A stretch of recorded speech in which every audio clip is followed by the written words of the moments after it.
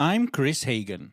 For those who don't know, I've been a language coach for many years. In my career, I've taught a wide variety of people, from famous singers and radio presenters to doctors, uni students, and yes, even desperate housewives trying to find an English lover. I've finally decided to share my thoughts, tips and tricks with the world. Also check out my YouTube channel if you want to see my ugly mush. So let's kick off this podcast with a great jingle.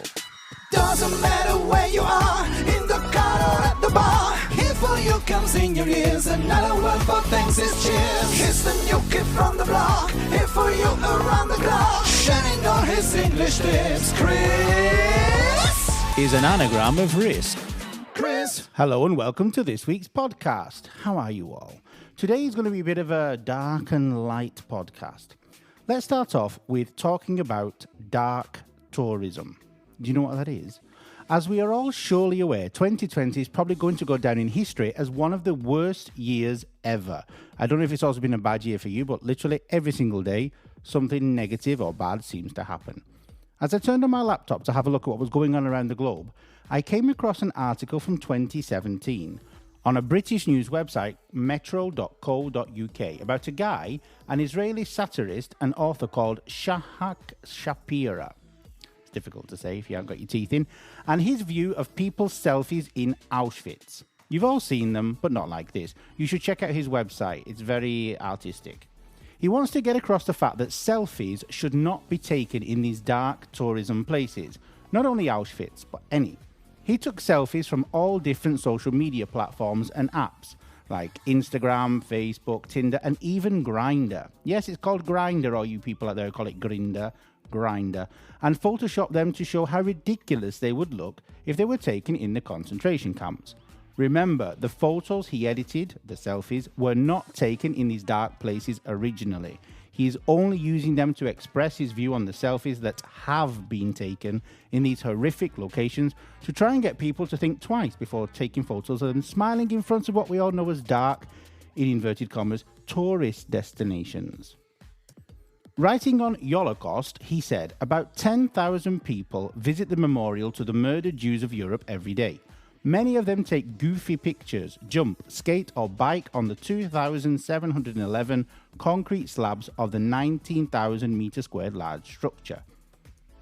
Now, obviously, educational tours and trips should exist to these places that have left a mark in our history, but for educational purposes only.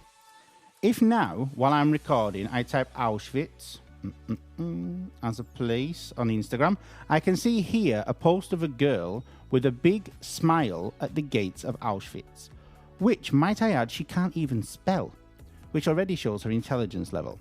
She can't even spell the place she went to. And then she writes, at the Auschwitz, can't even pronounce what she's written, concentration camp with a little emoji of a heart, feeling gassed up with a star after it. Nice. You're a nice person. And the hashtags range from modelling, then there's loads of the usual rubbish ones, to fashion blogger. Well, I hope her career takes off. Go and see for yourself. I won't give you her name, but it was taken on the 26th of August. One person has even commented here that it is disrespectful and disgusting to post this kind of selfie in this location, and her reply is, I love you. Our future generation. Yay. My question is, what is wrong with these people? Bad education? I'm at a loss for words, really. Anyway, go over and see the artwork by Shapira and let me know your thoughts. KrisHaganPodcasts@gmail.com. And now for something a little bit lighter. Say it right. I want to start off by saying, remember, so reminding you, not just by saying, by reminding you that in the UK and in America, dates are written differently.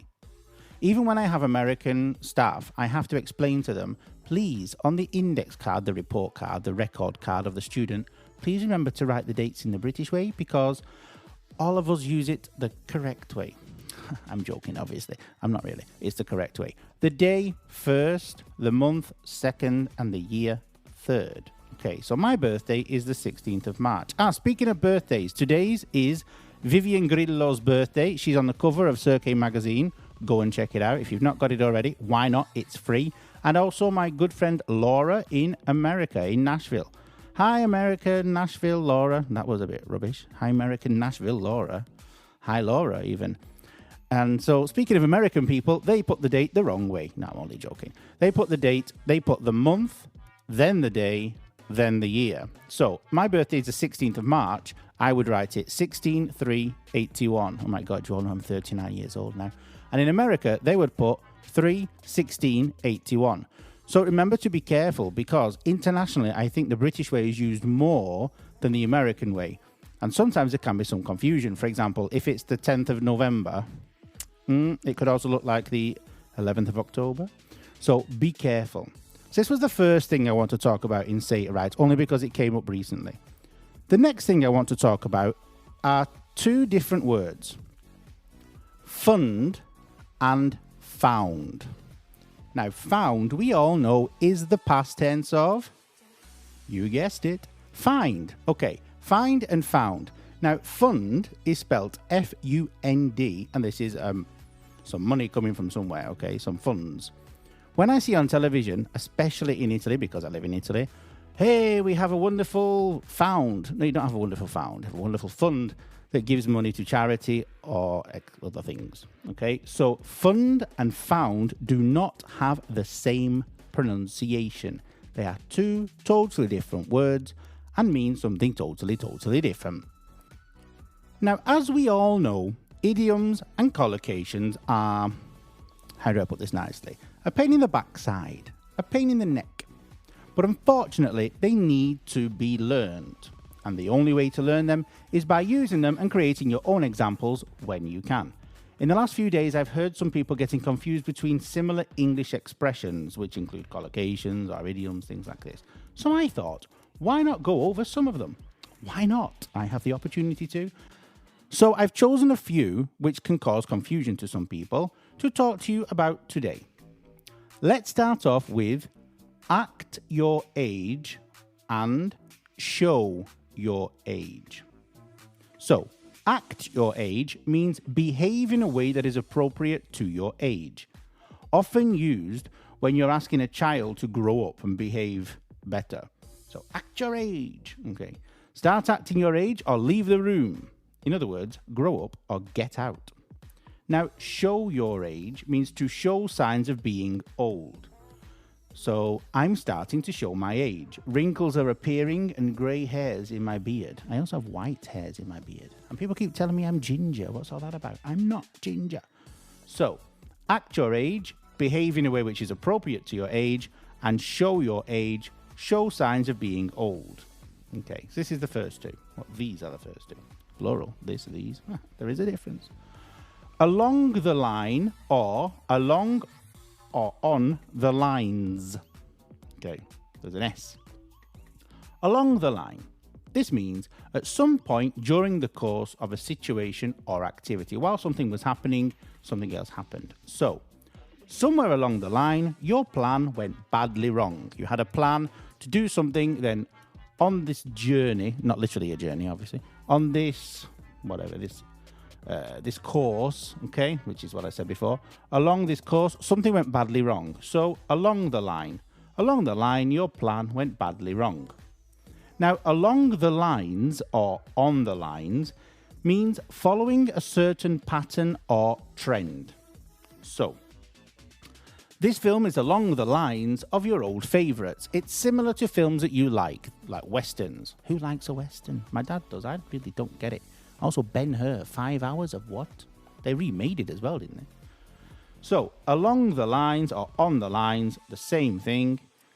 Following a certain pattern or trend. So my example again was, this film is along the lines of your old favourites. Now, the last two expressions I'm going to explain are in one way or another, or one way or the other. So the first one is in one way or another, so another. And the second one is one way or the other. They are different. This one I actually heard the other day being used incorrectly. So, in one way or another, now in you can leave out, you can just say one way or another. There's actually a song, one way or another, if you remember. So, one way or another has two definitions. First one is by some means or other. So, by some means or other. For example, one way or another, they always won. The second definition is for any of various reasons. For example, in this room, this party that I'm having at this moment in time, I wish, everybody is related one way or another in some various way.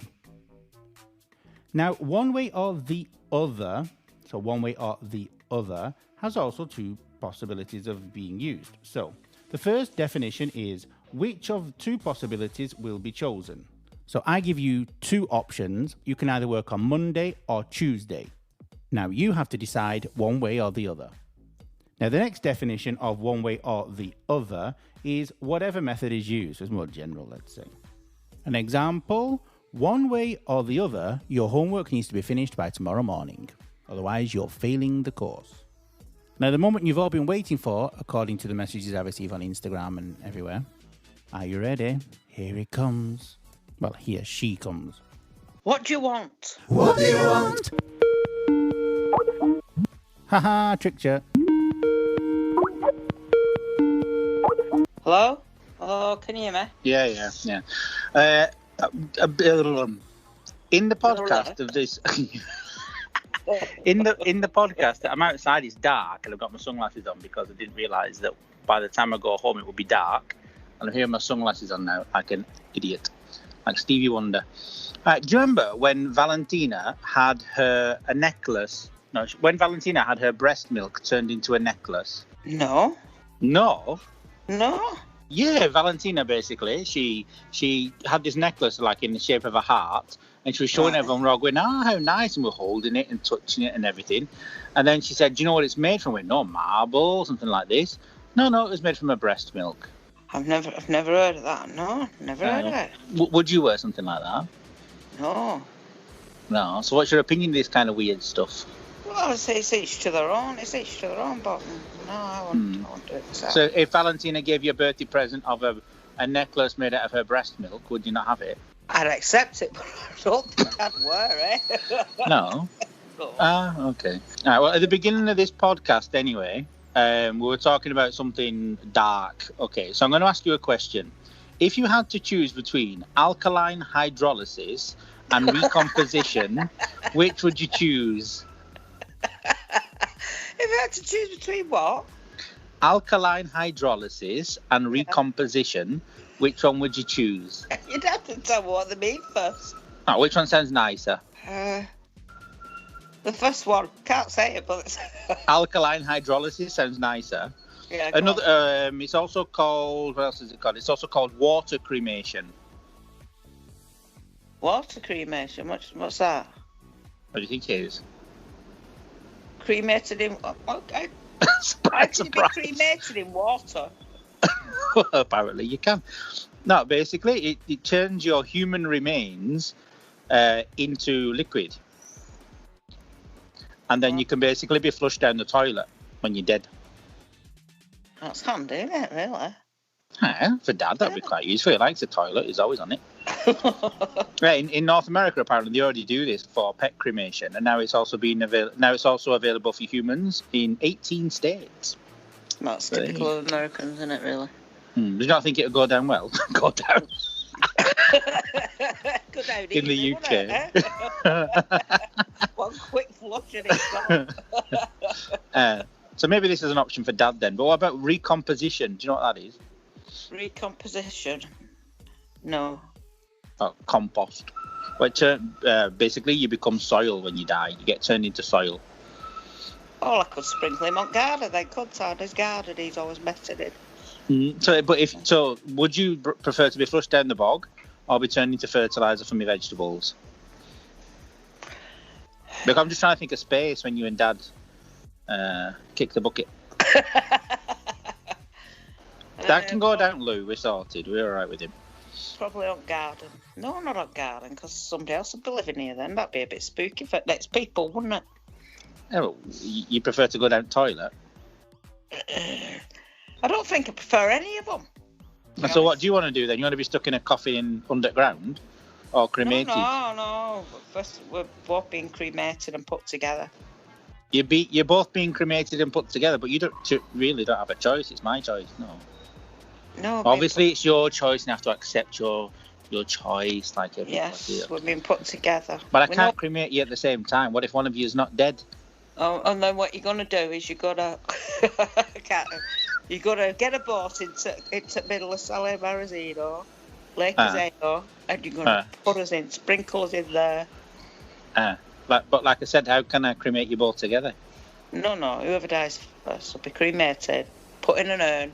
Then the next one who dies will be cremated and put in the same urn. So you expect me to keep your ashes until the other one goes? No, because Dad will keep mine if I go first, and I'll keep his. Do you think he'd remember? He'd chuck it in bin, not knowing what it was. What was this again? So you both want to be cremated? Yeah. Oh, yeah, I want buried. I was telling someone the other day, because we went to see a cemetery here in Milan. I want to be put in a coffin that's not locked, in a tomb with a key on the inside and a telephone, just in case I'm not dead. That's what I said. So I can get out. I used to say, I said that to Leo. I said, you bury me with a mobile phone. And he goes, Mummy, you'll get no signal. No, this is what I'm saying, in a tomb, like a glass tomb, not underground. I'm claustrophobic. Don't like being in a lift. I'm going to be stuck in a box. So what have you been doing? Today? Not a lot. A lot of cleaning and a lot of nothing, really. Leo went back to school. Hey, do you know now that Bolton has got the highest rate in the UK, not in Greater Manchester, in the UK? Well, you're in Bury, you're all right. Well, we're in the middle of them all, aren't we? They've got Rochdale, we've got all them all around us. And Bury's in middle? And Bury's stuck in middle. And there's new rules coming now. It's got to be a group of 6, no more than 6. Apparently, unless you're going grouse shooting, you can have 30 to go grouse shooting. You have to take up grouse shooting then. Do you even know what a grouse is? I do. It's like a bird. It's a bird. Okay, so alkaline hydrolysis you didn't know, but a grouse you know. Yeah, I know grouse. Because you're a hunter in your past. I must have been. You have to start a grouse hunting company then, so you can start socialising, get some friends. People can go grouse hunting. Absolutely stupid. But why? Why can they? Probably because Dad says it's because it's in the open air, but it's not because that's only stuck-up people do that, don't they? So. But don't they all stay together? Otherwise, they end up shooting each other. No, well. If they're all spread out and hidden around a forest or somewhere, I don't know. I don't know how it works grouse shooting. It's not really been high up on one of my list of hobbies. Nobody can understand why they can have 30 people grouse shooting, but there you go. Oh, I noticed on going grouse shooting though, can you? To me. Right, okay, I'm going to go and do some work. I'll speak to you in a bit then. Okay. All right, I'll see you later. All right, see you in a bit. Bye. Bye. Go and tell Dad you're famous now. Bye. See you later. Bye. Okay. Bye. Bye. Bye. How many times do you say bye at the end of your telephone call? Now, remember, if there's any point during this podcast where you don't understand a word that's being said, even in the call with my mother, because she's not the easiest to understand sometimes, especially when she moves her head a mile away from the phone thinking that we can still hear her, send me an email or a message on Instagram, like some of you do, with the time of the podcast, which podcast it is, obviously, because I can't go through them all, and the time, and so I can tell you, I can even send you a message with what is being said, because as you know, with podcasts, unfortunately, you can't do subtitles like you can with YouTube. So now your ears are burning, I'm going to leave you with our beautiful jingle. See you next week. Doesn't matter where you are, in the car or at the bar, here for you comes in your ears, another word for thanks is cheers. Here's the new kid from the block, here for you around the clock, shining on his English lips. Kris is an anagram of risk.